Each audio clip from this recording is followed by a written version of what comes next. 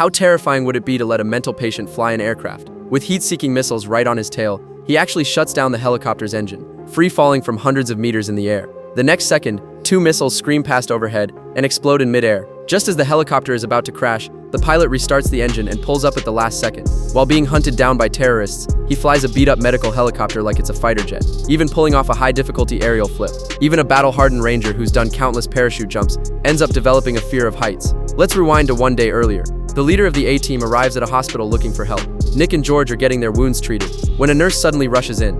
Mr. Murdoch? Not while I'm operating, nurse. Not now. Why are you off the ward? It turns out the doctor standing in front of them is actually a mental patient in disguise, and he's exactly the ace pilot the team leader is looking for. This lunatic doesn't just pretend to be a doctor. He even uses a pacemaker to jumpstart a car, but his flying skills are second to none. Still, letting a mental patient fly an aircraft sounds completely insane. Yet for the next mission, he's absolutely essential. It turns out the team has received a top-secret mission. A money-printing facility near the US border has been attacked, and the terrorists didn't just steal hundreds of millions of dollars. They also took the US currency printing plates. If those plates fall into the wrong hands, the global economy could be devastated. The A-team must recover them as fast as possible. After putting together a detailed plan, the A-team launches the operation. Nick lies in wait along the convoy's route, and the moment the truck passes by, he uses a powerful magnet to latch onto the underside. He then scatters a load of spike strips, crippling the vehicles behind. George jumps onto the truck, quickly takes out the terrorists, and takes control of the vehicle. Seeing this, the leader parachutes down onto the truck roof. Before the enemies catch up, they attach airbags to both sides of the cargo container.